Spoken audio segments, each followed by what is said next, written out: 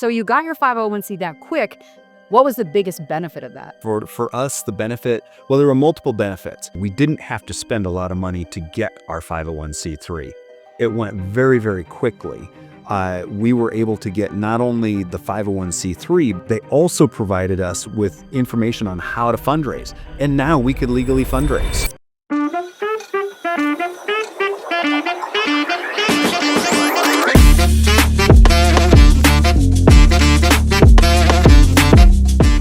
Hello, everyone. Today we are super excited to have Michael Hirschm, board president of FEAT organization, which is Four-Wheeled Emergency Assistance Team, a nonprofit located here in Colorado. Growing up in Sioux City, Iowa, with two entrepreneurial parents, Michael Hirschm was raised with the love of bringing people together to make things happen. He picked up the business bug and by age 12 ran a lawn mowing and snow removal enterprise. Later, like many change makers, his plans were derailed by his passion as he walked away from the family real estate business for a career in law enforcement. The gravity of that decision was cemented upon becoming one of the first responders to arrive at the scene of the tragic United 232 crash in 1989. Throughout his career, Michael continued to leverage his unique combination of people skills and systems thinking, from military intelligence and law enforcement to his service through various nonprofits and in business. He is widely respected in his community as caring, resourceful, and reliable, befitting his position as board president of FEAT, an emergency assistance nonprofit, and as founder and CEO of a technology startup. Welcome, Michael. Thanks, Jackie. Yeah, you're very welcome. So tell me about FEAT. What do you guys do? So the FEAT, the Four-Wheel Emergency Assistance Team, is an organization that helps transport personnel, equipment, and supplies during times of crisis or emergency. So FEAT actually started back in 1982 as a result of a winter storm blizzard that hit the Denver area, and emergency management was overwhelmed. They were unable to get people out of ditches and transported. And so they put out on all of the TV stations, hey, anybody with a four-wheel drive vehicle, come help. And as a result, there were a bunch of people that came, and one of the state associations, the Colorado State Association of Four-Wheel Drive Clubs Incorporated, which is a mouthful, actually then created a committee, and that was called FEAT. And so it was just a committee that operated under that association. Awesome. So do you have an example of someone that you've helped with this work? Definitely. So FEAT has provided assistance to dialysis patients. DaVita was one of our clients.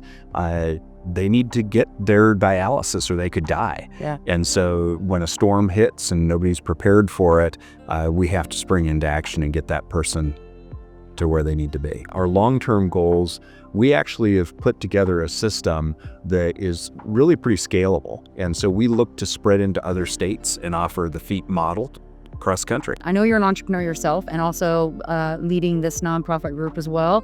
I'm curious to know what it was like for you when you first started out with FEAT. What did that feel like? Well, operating under FEAT as a committee under this other association, that association was a 501c7, very limited in what we could do. We decided to go ahead and break FEAT off as a separate entity. And I was the chairman at the time. So we needed to be able to take donations. We needed to be able to operate in a legal manner. We couldn't do it the way we were. So Christian LaFleur, somebody that I have met and known, he heard of what it was that we were doing and said, hey, I've got something that you might be interested in. So we talked. That's how it all started. It was seamless ever since. It was amazing. We had made the decision to create a 501c3. We then, we were limited with our budget. We just didn't have a lot of money to go spend on attorneys and, to understand everything. It was like getting on to TurboTax, where you answer a question and you can see how you're doing. So very, very easy. Went through, answered all of the questions, and completed that process. Perfect. So how long did it take you to get your 501c3? I think it was, record break per month. Well, The record, what was it? Well, I think it's important to first off understand that getting a 501c3 can take a year. Yeah. Sometimes 18 months. That's average for IRS. It was insane. Yeah. I got a letter back from the time that we started to the time I had a letter in my hand from the IRS, 9 days. That's insane. So you got your 501c that quick. What was the biggest benefit of that? Were you able to fundraise quicker, or what happened as a result? Yes, for us, the benefit, well, there were multiple benefits. We didn't have to spend a lot of money to get our 501c3. It went very, very quickly. We were able to get not only the 501c3, they also provided us with information on how to fundraise. And now we could legally fundraise. Yeah, I had reached out to several attorneys to try and understand, okay, what do we need to do? How do we handle this? What's all involved? And it was going to be a long process, and it was going to cost a lot of money. Did you have any hesitation working with us at all? I really didn't. If Christian were here, I'd poke fun at it and say, well, of course, it was Christian. But no, I really didn't. Everything was professional from the word go. And I know Christian, and I know his heart and his professionalism and his tenacity, and he's just a profound innovator when it comes to this process. Yeah. And his heart for helping the heroes that help other people, huge. Awesome. Thank you. So you're an inspiration. You're an entrepreneur yourself, but you're also leading up, feet. There's a lot of people in the audience who are in that position where they have a calling, they have a brilliant idea, they're looking to take that next step. They're probably potentially where you were, navigating the waters of attorneys and all this kind of stuff. What's your biggest piece of advice to someone who's looking to start a nonprofit? Don't do it. I am not publishing this video.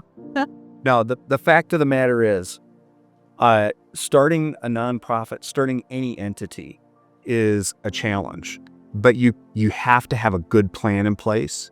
You have to have good people and good support. What are some things that you're working on right now that you have a focus on? Oh, we would love to have any kind of support.